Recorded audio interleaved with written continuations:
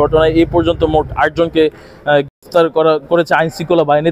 তার মধ্যে 2 জনকে কিন্তু গতকালই আদালতে তোলা হয়েছিল এবং তাদেরকে আদালত থেকে জেল হাজতে। আমার ফ্যামিলিকে ওরা যেভাবে নির্মমভাবে করছে, ইসরায়েলরা ওইভাবে মারতে পারে না, ওরা যেভাবে নির্মমভাবে মারছে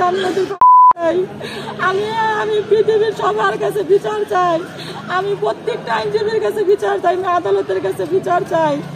আমি এই বিচারের ওদের প্রত্যেকে চাই, প্রত্যেকে যেন দড়িতে যেন ঝুলে।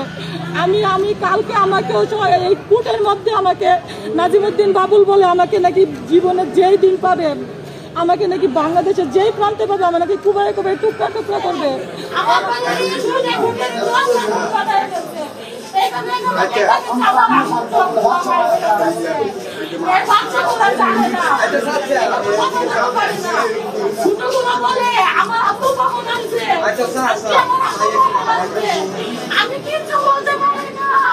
শুরুটা মনে হয় কি মঙ্গলবার ঘটনার 2 দিন আগে এক মোবাইল চোর ধরছিল পরিবার স্টেশন। ধরার পরে আমি ঘুমাইছিলাম দোতলাতে, আমার শাশুড়ির বিল্ডিংয়ে ঘুমাইছিলাম। তখন হ্যাঁ থেকে বলতেছি কি আমার গ্রাম থেকে দৌড়ে আসছে মোবাইল চোরের বাপ জসিম, আসে যায় নাকি আমার শাশুড়ির কাছে গেছে দৌড়া, গো আমার একটা আমার ছেলে তোমার বাড়ি এনো, আমার একটা ছেলে মারে আমার ছেলেটার একটু বাঁচাও না, নাই থানা দিয়ে দিত কোনো।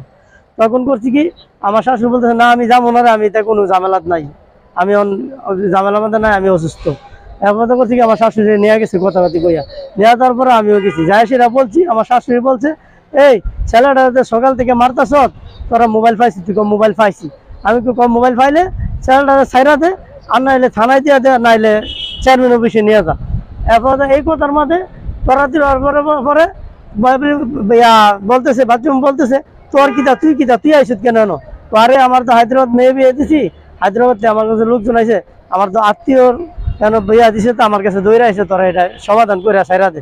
তো এই কথা বলবো ধাক্কা দিয়ে কাপড় চোপড় সিরালাইছে, সিরাল হওয়ার একটা গন্ডগোল হওয়ার পরে তখন করছি কি ছেলেটারে একটা অটো দিয়া কোথায় নিয়ে গেছে।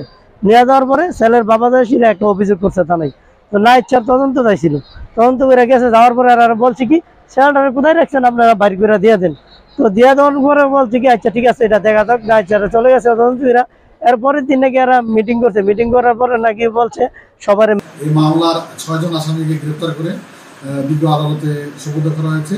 সুপর্দ করার মধ্যে 5 জন আসামিকে বিজ্ঞ আদালত judicial magistrate senior judicial magistrate আমলিয়া 5-এর বিজ্ঞ বিচারক জেল হাজতে প্রেরণ করেছেন। এবং এই 6 জনের মধ্যে একজন আপনার ঘটনার স্বীকারোক্তিমূলক জবানবন্দি প্রদান করার উদ্দেশ্যে ফৌজদারি কার্যবিধি 164 ধারা মোতাবেক জানেন তার জবানবন্দি তিনি প্রদান করতে ইচ্ছা পোষণ করেছেন, বিজ্ঞ আদালত তার জবানবন্দি গ্রহণ করছেন।